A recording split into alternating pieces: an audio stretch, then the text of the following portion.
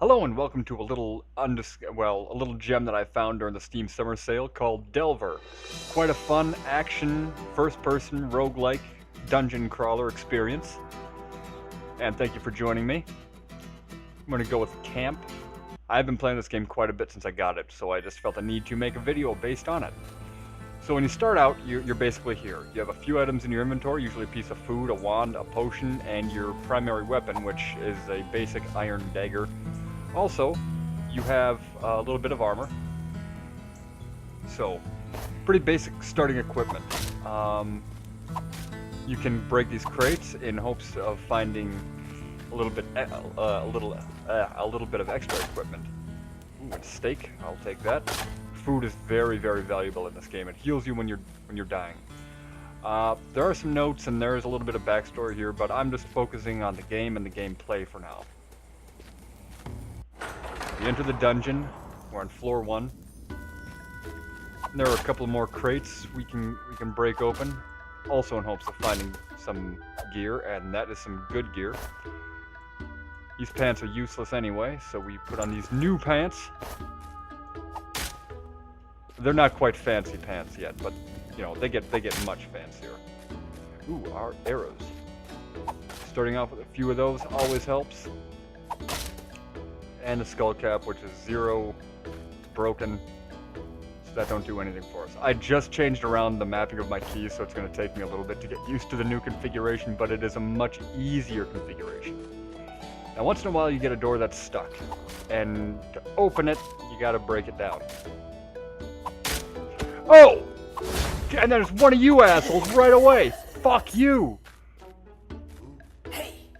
Hey! Son of a bitch tried to murder me! What was it? Hey! It was me! Okay, and these zombies, they poison you. So, yeah. You want to kill those at a distance as well. Wow! What an exciting first few minutes into this. Now, when you level up, you're able to choose from one of 3 stats, and they're kind of varied. They differ. I think it's partially dependent on what you've done in between levels, but I don't know. I usually go for health above all else because having more health helps to keep you alive, especially later in the game. Wands, they have a set number of charges from the get-go. And once they're gone, you can't really recharge them. Come on, hit her! Oh, a bat. Ooh, take the red potion. The potions don't have the same effects from round to round, so red potion might be health in one round, and then,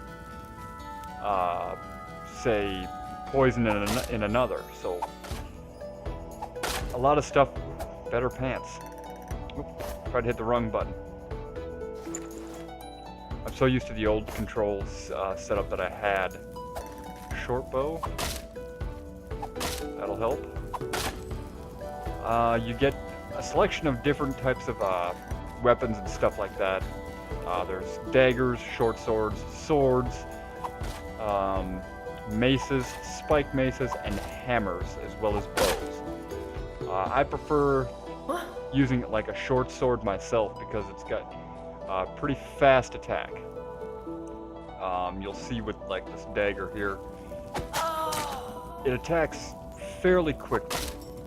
I will pick up like a mace or a heavier weapon at some point just to show you how much slower they are. Combat in this game is a little bit on the unforgiving side. Ooh, excellent ice wand. I'll take that.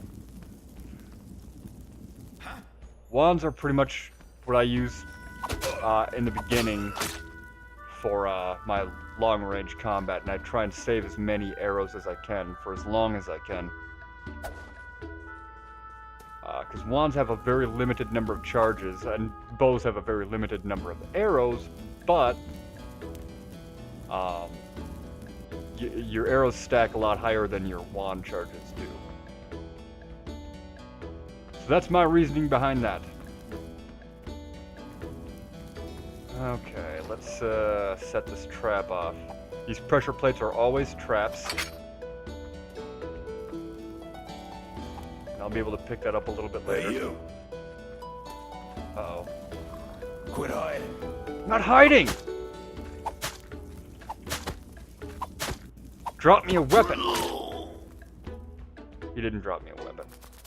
I do like how the enemies announce and kind of announce themselves.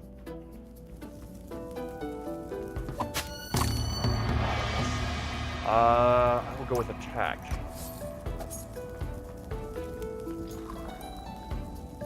Resist magic. Ooh, that's a good one. I need to save at least. I hurt you. Oh! Stakes. That's good. I've figured out a couple of neat little tricks to make the game a bit easier. I hurt you. Oh, fuck! God damn, those guys hit so damn hard.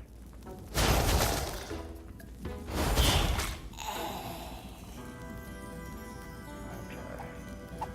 Oh yeah, here's a mace. I'll show you how a mace works. You see how quickly that dagger attacks? Well, watch this. When I equip a mace instead,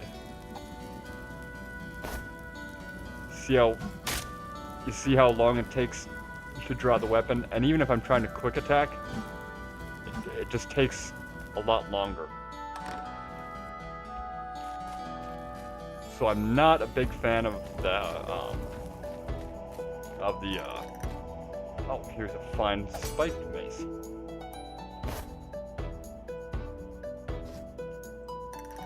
Yeah, I'm not a big fan of the heavier weapons. I do prefer lighter weapons, short swords or daggers. But just for the sake of making this game fun, at least making this fun to watch, I will go with something a bit heavier. 2 AC, not better than what I've currently got. I don't think I've explored this place thoroughly yet. Or have I? I don't know, it's easy to get lost, but the important thing is to remember your way back to all the exits. That will be very important later.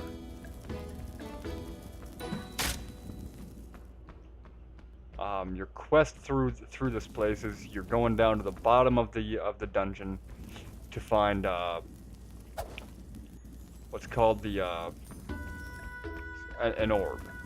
I forget the name of the orb. It's Ythalmidian orb or something like that. Sometimes there are enemies that spawn up in little places like that. Not always, but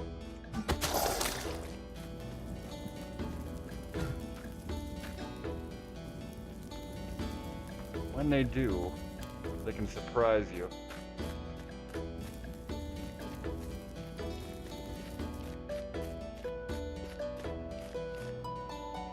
Nope, this is the very entrance. Okay, if you try and leave, you cannot leave without the orb. The door is stuck.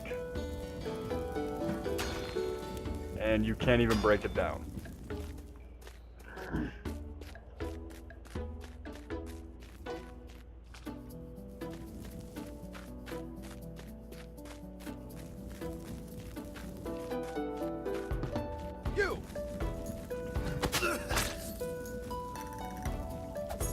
This has proven to be a pretty potent weapon.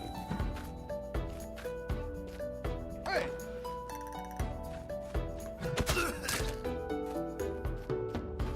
Hey. What was that? Won't work very well against magic users, though. Ah, shit! Leave me alone!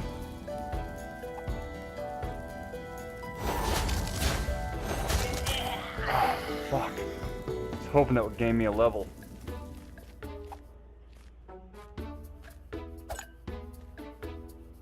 Because I don't want to use the stake yet, but I'm gonna have to.